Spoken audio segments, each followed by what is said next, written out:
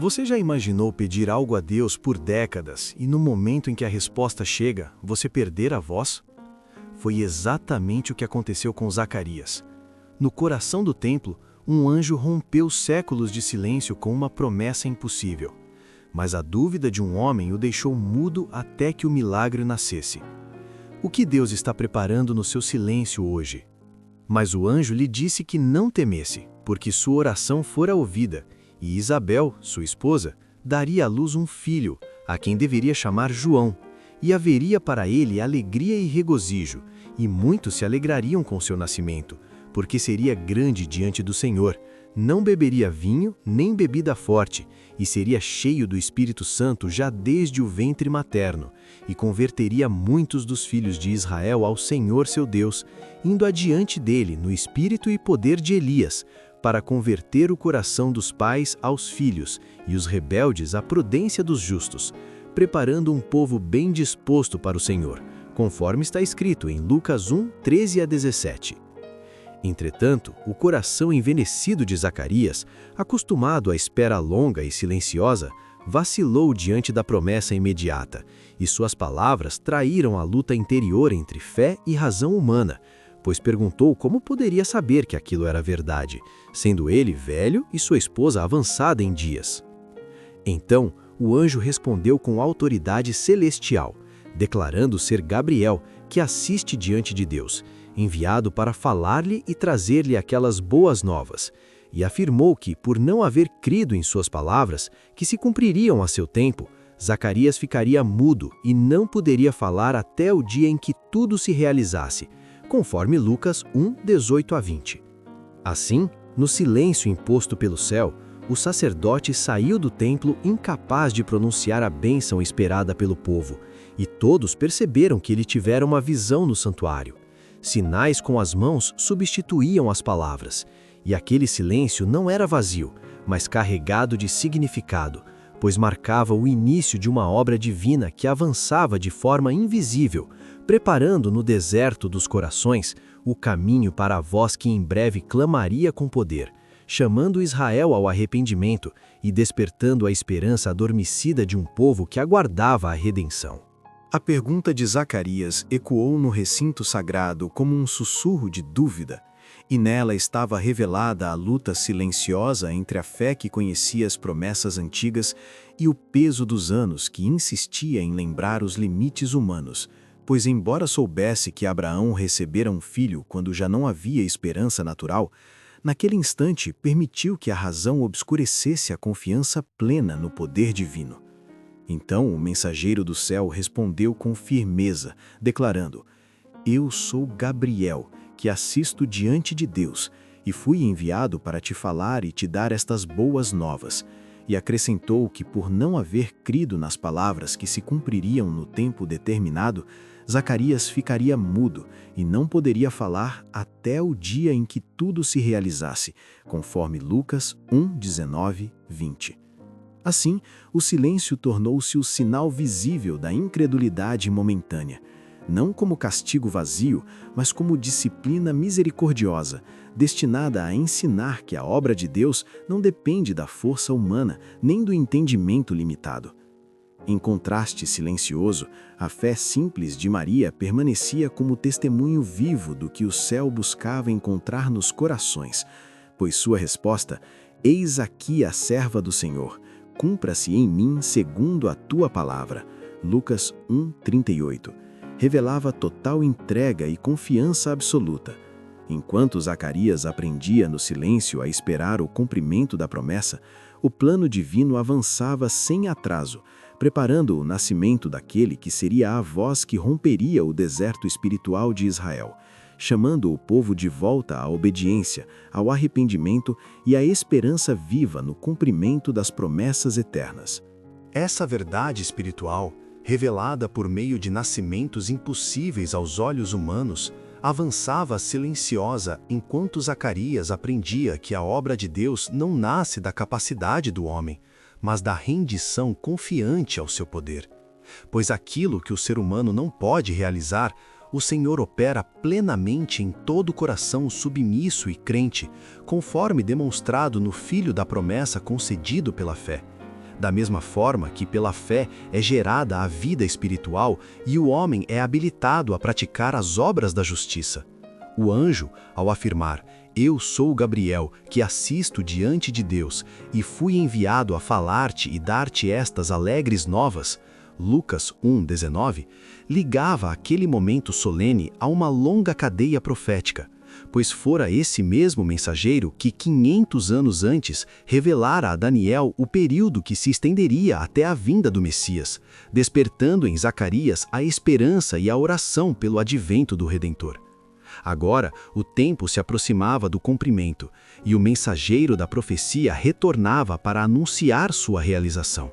As palavras de Gabriel revelavam sua elevada posição nas cortes celestiais, o mesmo que declarara a Daniel: "Ninguém há que se esforce comigo contra aqueles, a não ser Miguel, vosso príncipe." Daniel 10:21. E que, conforme escrito, foi o anjo por meio de quem Deus enviou a revelação a João, Apocalipse 1:1. Aquele que disse: "Eu sou o conservo teu e de teus irmãos, os profetas." Apocalipse 22:9. Assim, a narrativa avançava carregada de reverência, pois aquele que ocupa lugar logo abaixo do Filho de Deus era o escolhido para revelar os desígnios eternos a homens frágeis, preparando silenciosamente o cenário para a voz que em breve romperia o deserto e despertaria Israel.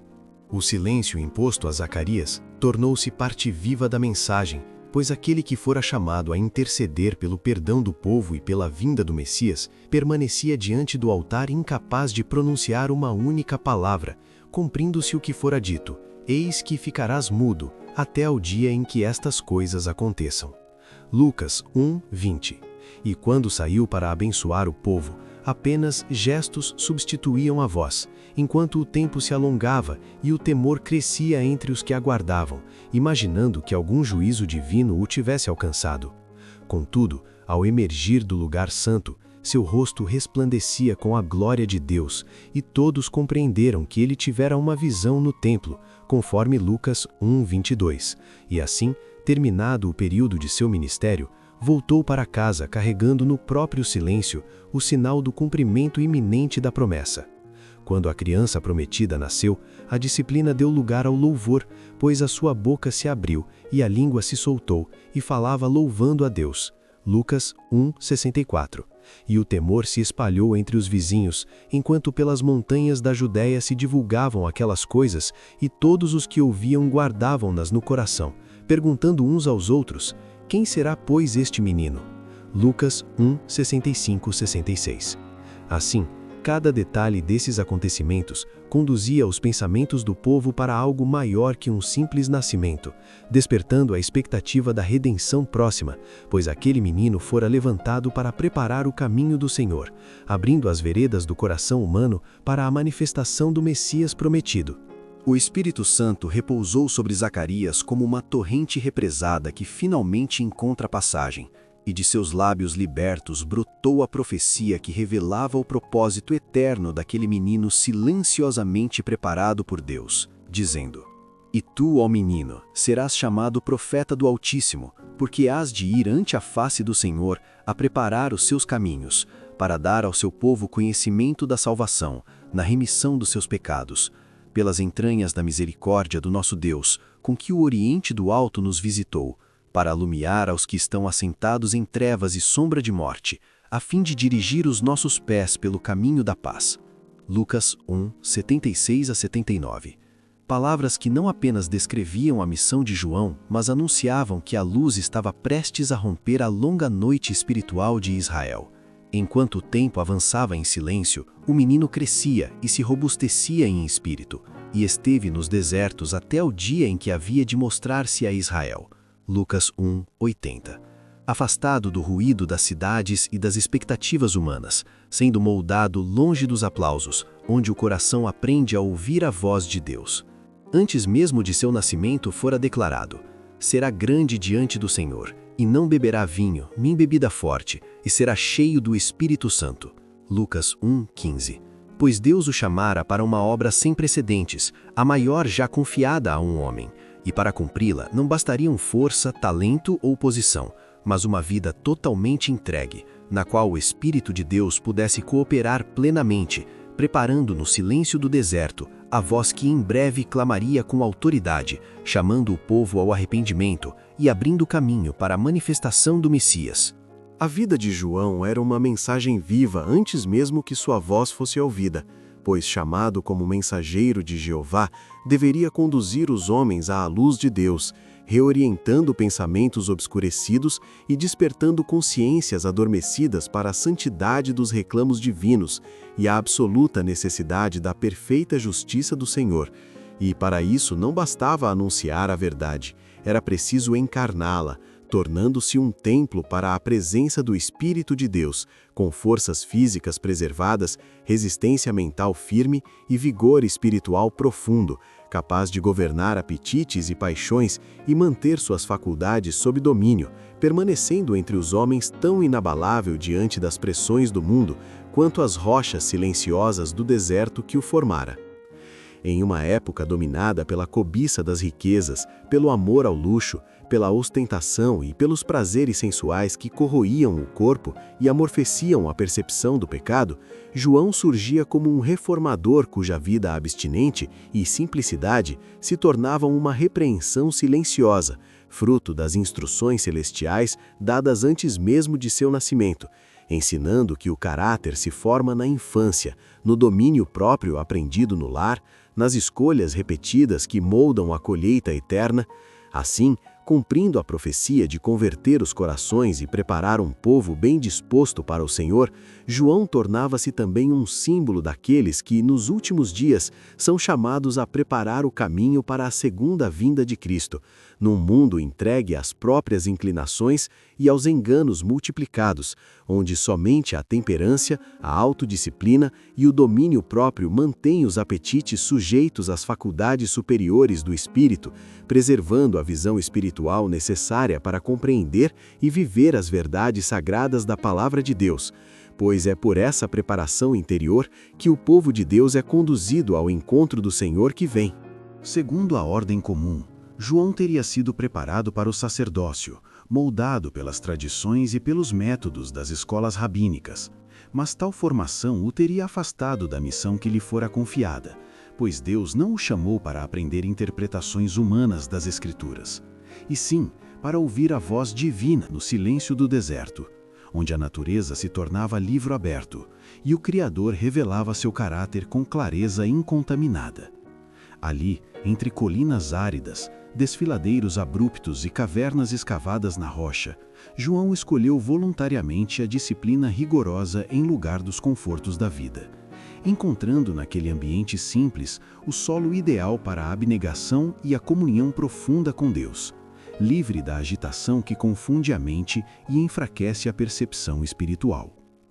As palavras do anjo anunciadas a Zacarias ecoavam-lhe constantemente por meio da instrução fiel de seus pais, e desde cedo compreendeu a solenidade da missão que lhe fora confiada, guardando-a como um depósito sagrado. No isolamento, afastava-se de uma sociedade dominada pela incredulidade, pela suspeita e pela impureza, consciente de sua própria fragilidade e temeroso de perder a sensibilidade diante do pecado. Consagrado como nazireu desde o nascimento, reafirmou esse compromisso por toda a vida, vestindo-se como os antigos profetas, com túnica de pelo de camelo e cinto de couro, alimentando-se de gafanhotos e mel silvestre e bebendo da água pura das montanhas, enquanto no silêncio do deserto, seu caráter era fortalecido e sua voz preparada para um dia romper o coração de uma nação inteira. A vida de João, embora marcada pela solidão, não se consumia em ociosidade nem em isolamento estéril, pois de tempos em tempos aproximava-se dos homens, observando atentamente o curso dos acontecimentos e discernindo, com a visão iluminada pelo Espírito de Deus, o caráter humano e suas necessidades mais profundas, buscando compreender como alcançar os corações com a mensagem do céu que lhe fora confiada. Do retiro silencioso, acompanhava o desenromar da história, sentindo pesar sobre si a responsabilidade solene de sua missão, e na oração constante e na meditação profunda, preparava-se para a obra de sua vida, consciente de que nem mesmo o deserto o isentava das investidas do tentador. Ainda que cerrasse as entradas do coração contra Satanás, era provado, mas sua percepção espiritual permanecia aguçada, seu caráter fortalecido pela disciplina e sua vontade firmada, de modo que, sustentado pelo Espírito Santo, podia discernir a aproximação do inimigo e resistir-lhe com decisão serena. Assim, o deserto tornou-se para João escola e santuário, como fora para Moisés entre as montanhas de Midian, onde a presença de Deus se revelava não em palavras humanas, mas nas obras de seu poder. As colinas áridas e o aspecto severo da paisagem refletiam o estado espiritual de Israel. Outrora vinha frutífera do Senhor e agora reduzida à ruína, enquanto sobre aquele cenário desolado arqueava-se um céu luminoso, lembrando que, mesmo quando a terra parece seca e sem vida, a misericórdia divina permanece acima, e as nuvens que se acumulavam, ainda carregadas de sombra, anunciavam que a chuva da graça estava próxima de cair sobre um povo que precisava ser despertado para Deus.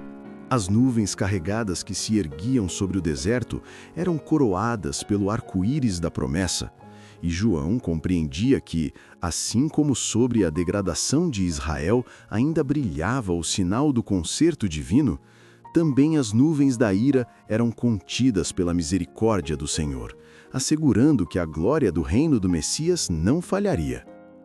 No silêncio das noites solitárias, lia a promessa feita a Abraão de uma descendência incontável como as estrelas, enquanto a aurora, dourando as montanhas de Moabe, lhe falava daquele que seria como a luz da manhã quando sai o sol, da manhã sem nuvens, segundo Samuel 23:4. E no esplendor do meio-dia discernia o anúncio do tempo em que a glória do Senhor se manifestará e toda a carne juntamente a verá. Isaías 40:5. Nos rolos dos profetas, examinava com reverente alegria as revelações sobre o Messias prometido, a semente que esmagaria a cabeça da serpente, Shiló, o doador da paz, cuja vinda precederia o fim do reinado no trono de Davi, e sabia que o tempo havia chegado, pois um governador romano se assentava em Sião e, segundo a palavra infalível de Deus, o Cristo já nascera. As visões de Isaías enchiam-lhe a mente e o coração, o rebento do tronco de Jessé, o rei justo que julgaria os mansos da terra, o refúgio contra a tempestade e a sombra da grande rocha em terra sedenta, até que Israel não mais fosse chamada desamparada, mas meu prazer. Isaías 11:4, 32:2, 62:4. Diante dessa glória, João esquecia-se de si mesmo, sentia-se pequeno e indigno, mas fortalecido, pois quem se prostrara diante do Rei dos Reis podia permanecer firme diante dos governantes da terra. Ainda que não compreendesse plenamente a natureza espiritual do reino do Messias, aguardava a libertação e a restauração de Israel como nação santa, sustentado pela promessa proclamada em seu nascimento, de que, libertos da mão dos inimigos, serviriam ao Senhor sem temor, em santidade e justiça perante Ele, todos os dias de nossa vida.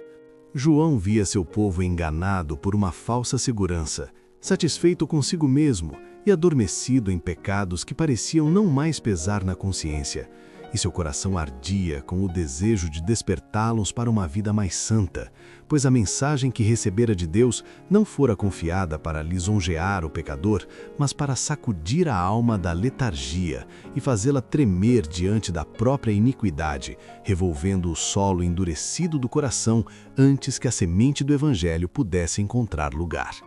Não havia palavras de paz para embalar os não santificados em segurança fatal, mas advertências que penetravam fundo, despertando o senso de perigo e revelando as feridas do pecado que precisavam de cura em Jesus. Enquanto os anjos apresentavam os juízos divinos para aprofundar a convicção da necessidade, a mesma mão que humilhava ao pó erguia o penitente, e a voz que denunciava o orgulho e a ambição tornava-se terna ao perguntar: "Que queres que te faça?" Naquele tempo, a nação vivia em agitação e descontentamento. O jugo romano pesava com tirania e extorsão. Símbolos gentílicos profanavam a terra, e o sangue de milhares já fora derramado, inflamando o ódio e o anseio por libertação. Então, em meio à discórdia, irrompeu a voz do deserto, vibrante e severa, mas cheia de esperança. Arrependei-vos, porque é chegado o reino dos céus. E com poder desconhecido sacudiu o povo, pois sua figura lembrava os antigos profetas, e no espírito e poder de Elias denunciava a corrupção nacional e os pecados dominantes, até que a nação inteira se comoveu e multidões começaram a afluir ao deserto. João proclamava com autoridade a proximidade do Messias e chamava o povo a um arrependimento real, não simbólico apenas nas palavras, mas visível na transformação do coração. E ao batizá-los nas águas do Jordão, ensinava por uma lição viva que aqueles que se consideravam o povo escolhido de Deus estavam igualmente contaminados pelo pecado e careciam de purificação interior para terem parte no reino que se aproximava. Príncipes e rabis, soldados e publicanos, homens simples do campo e autoridades religiosas acorriam para ouvi-lo, abalados pela solenidade da mensagem, e muitos, tocados pela advertência divina, confessavam seus pecados e se submetiam ao batismo, desejosos de participar do reino anunciado. Contudo, entre os escribas e fariseus que vinham confessar pecados e buscar o rito, João discerniu, pelo Espírito Santo, que faltava a muitos deles verdadeira convicção, pois se aproximavam por conveniência, esperando obter prestígio e influência diante do povo e do príncipe que aguardavam. Então sua voz tornou-se firme e cortante. Raça de víboras, quem vos ensinou a fugir da ira futura? Produzi, pois, frutos dignos de arrependimento, e não presumais de vós mesmos, dizendo, temos por pai a Abraão. Mateus 3, 7-9, desfazendo a falsa segurança baseada na descendência natural.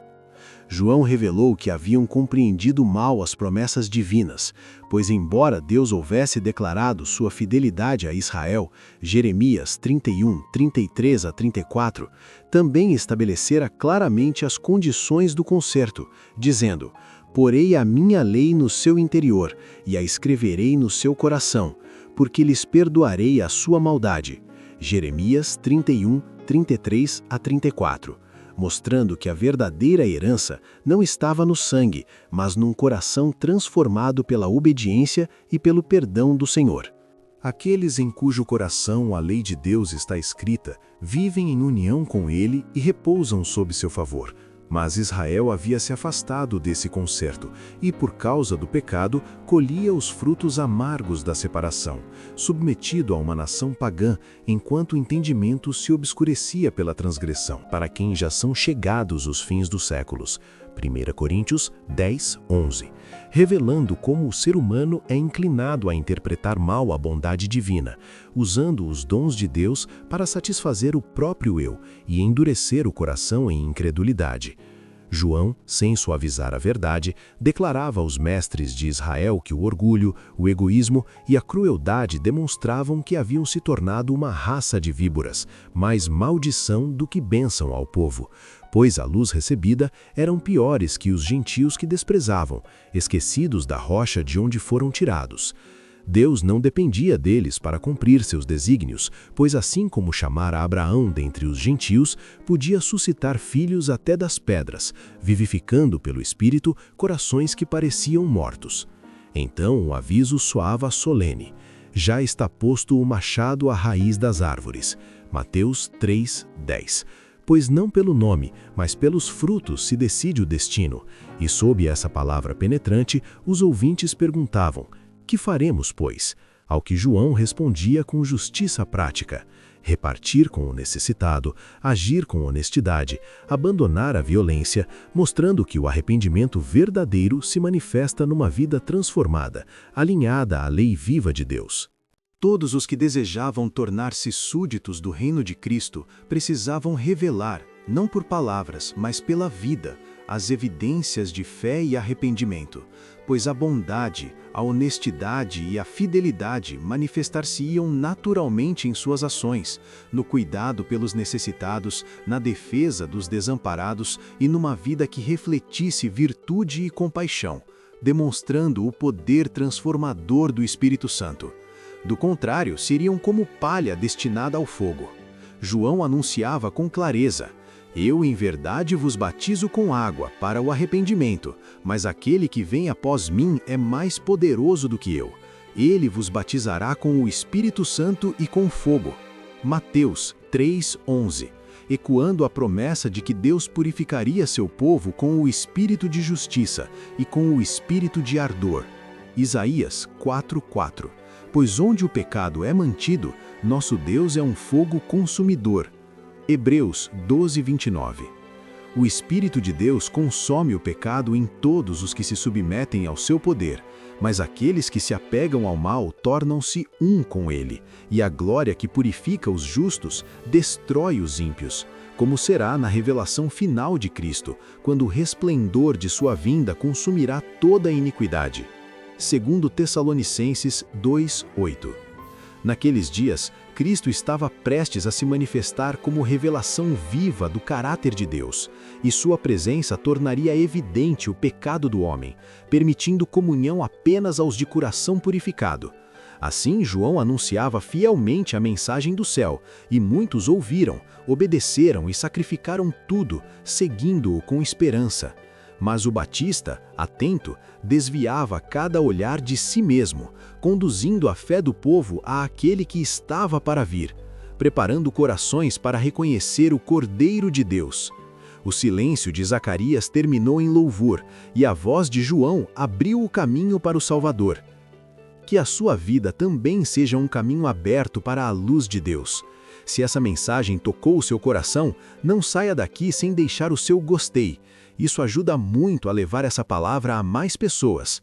E se você quer continuar mergulhando em verdades que transformam, inscreva-se no canal e ative o sininho. Muito obrigado por caminhar conosco até aqui. Que Deus te abençoe e até o próximo vídeo.